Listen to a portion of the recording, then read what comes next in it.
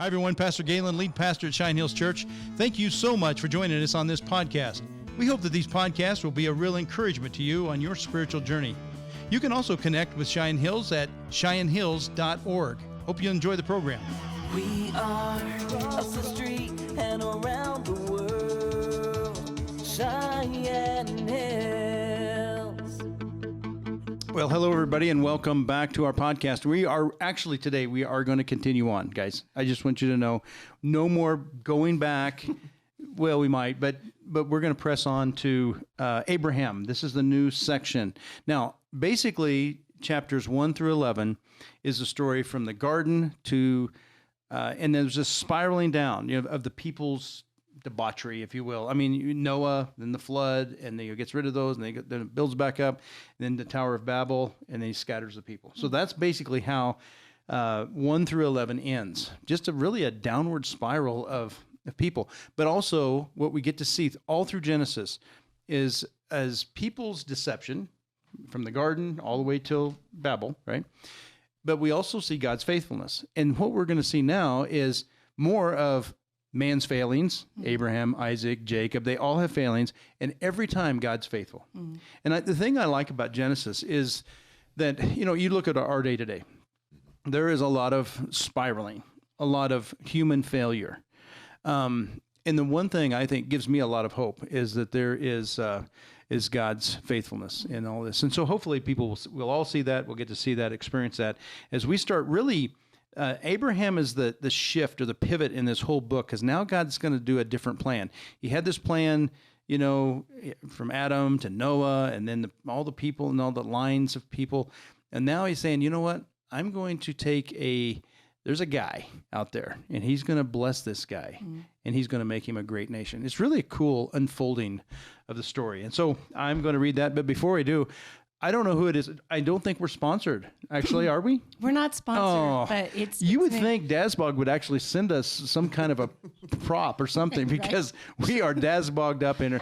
And the coffee's almost too good. So I maybe got 2 minutes energy going on Well, here. yeah, if nothing else, Galen, these podcasts that we're about to do are going to be special. Oh, my gosh. You're going to be so caffeinated. Well, I'm a decaf guy. Did you get... Is this caffeinated? Yeah. Well, that's probably why I feel like my hair's growing. Well, I knew you had a last night. Well, so it's true. Like it was some extra. Seriously, we had a teaching 201. It was awesome, absolutely awesome. But it was an extended.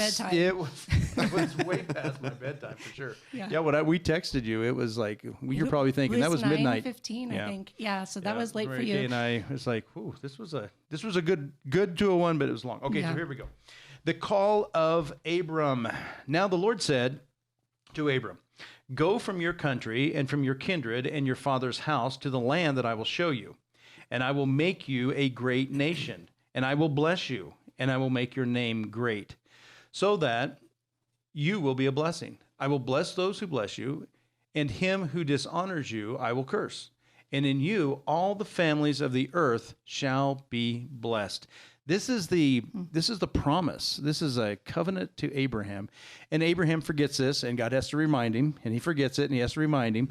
And he thinks, okay, this is not going to happen because I can't have children, and God has to remind him. It's an amazing statement. He starts out at the beginning, and we're going to see the unfolding of this really throughout the whole story of Abraham. I'm going to continue on, then I want to back up to this first part. Verse 4 says this, "So Abram went as the Lord had told him, and Lot with him went. Abraham was 75 years old when he departed from Haran, and Abram took Sarai, his wife, and Lot, his brother's son, and all their possessions that they had gathered, and all the people that they had acquired in Haran." I said it wrong. Haran, right? "And they set out to go to the land of Canaan. When they came to the land of Canaan, Abram passed through the land to the place of Shechem, to the oak of Moreh. At that time, the Canaanites were in the land. Then the Lord appeared to Abram and said, 'To your offspring I will give this land.' So he built there an altar to the Lord whom appeared to him. From there he moved to the hill country to the east of Bethel and pitched his tent, with Bethel on the west and Ai on the east, And there he built an altar to the Lord, and he called upon the name of the Lord. And Abram journeyed on, still going toward Negeb. All right. So we've got a little map here behind Julie. And so there's a couple of different ideas on where he started from. I don't know if it mentioned here, but it will at some point, that he's from Ur of the Chaldees. And this is the traditional view, is that Ur is down here in the corner, almost down. This would be Kuwait today. Ur of the Chaldees, I think this is probably where he was from. Now, you've actually heard some other views, and why don't you share what you've heard on this, Ken? Well, one commentary that I was reading stated that apparently there is a possibility that there was a northern Ur, and that this commentator was saying that apparently maybe they came down from the south, where it wasn't coming up from way down south, going up around to the Fertile Crescent, but it was somewhere in the north, and they were just descending toward the south and then just continuing on into Canaan. And so that they think that Haran, that place was up here. So now today, the Kurds, this is the Kurdish area, that's Turkey today. And so isn't that right? This is because this is Nineveh, and that'd be Mosul. So the Kurds are kind of in here. And so they're thinking it was possibly that Haran was up in that area, the northern part, which is also a view that they think that possibly that's where the Garden of Eden was, which is, I don't know if it's just a, everybody's got their own thoughts and views. Now, the reason that they go up, this is the Euphrates River. So when they travel, even like back in the Babylon, this is probably where the Magi came when they went sojourn to Bethlehem and followed the star. Well, they followed that Fertile Crescent. They didn't cut across. This is a great, massive, hot desert. Yeah. And so that's why there's no cutting across this thing. They follow the water, the Fertile Crescent, as you said, and then come down from the top. And there's also rivers through that area as well. So just as and maybe you may need to swing this way, Julie, and because when we visited Israel, I think your dad was on this, Julie, when we went to Israel, we went to Dan. Now, Dan is not only the name of your son, but it is the name of the place where there is some ruins there, and actually a plaque. They really believe that when you see the dotted line, that's a theory that he came through Dan. Well, there's a place there in Dan that is still ruins today. You can walk through them. It's amazing. They think that those ruins were there.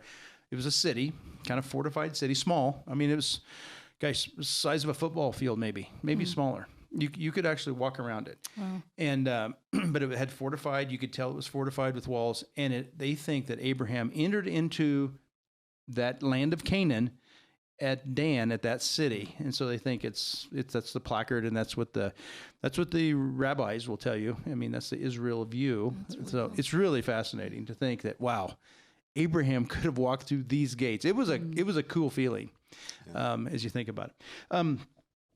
Now the Lord said to Abraham, I just want to go back to this real quick. Go from your country and from your kindred to your father's house, to a land that I will show you, and I will make you a great nation, and I will bless you, and I will make your name great. There's two things about this that I think is fascinating. One thing, he says, I will bless you. Now, all the way through, you're going to hear, through Genesis, you're going to hear this. Remember, Jacob wrestled with God, and he wouldn't let go until God was going to bless him. He said, I'm not going to let, I want you to bless me. And God, blessed him and called him Israel because he wrestled with God. But people want that blessing all the way through. And this one, he actually picks a guy out of Ur. Let's just say it's from here, wherever it's from. He plucks this guy, Abram, out and starts this new plan through a man named Abram from Ur of Chaldees. And he says, I'm going to bless you, and I'm going to make your name great. Now, if you remember back in, in the Tower of Babel, what the people were trying to do is they said, it actually says this, they were trying to make their name great, right? And here's God saying, I'm going to make your name great. I don't think we should miss that. Man has our way, right, of trying to make our name great. God has his way. And if to trust in that with God, I think has some application to us today. Yeah, for sure. That just we try and do our thing, and it falls into the dust. And we do God's way, and it's going to triumph. Right.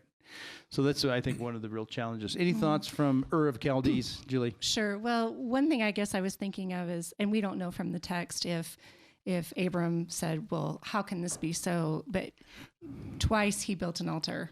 Yeah. And, I think back of Noah did the same thing as soon as he exited the ark, and that both men made choices to worship God immediately and didn't question. And Good at stuff. least we didn't know that for sure. If he questioned it, it doesn't say. I kind of feel like it would be in there if he did, maybe. But he chose to worship God immediately. Yeah, no kidding. And that's a really good observation. So, well, anyway, so there's our first picture of Abram, and God said this whole covenant that he made with him, that not only is he going to be a blessing, he's going to make his name great, and it's so that you will be a blessing, and I will bless those who bless you. And to him who dishonors you, I will curse. And you and all your families of the earth shall be blessed through Abram at that particular time. Now, this is that Abrahamic covenant, and I still believe, and this is the challenge of theology today, is this still alive and well? Those of us that believe it's an unconditional covenant believe that we need to still take care and bless Israel. Those that ignore that and say, no, it's cut off. I happen to be one of those that believes this is an unconditional covenant that God has with Israel, and we need to bless them, and God is going to bless people through blessing Israel. So it's a fascinating passage. We're going to continue to talk about this as we plow through Genesis. God bless you all. Thank you so much for joining us today.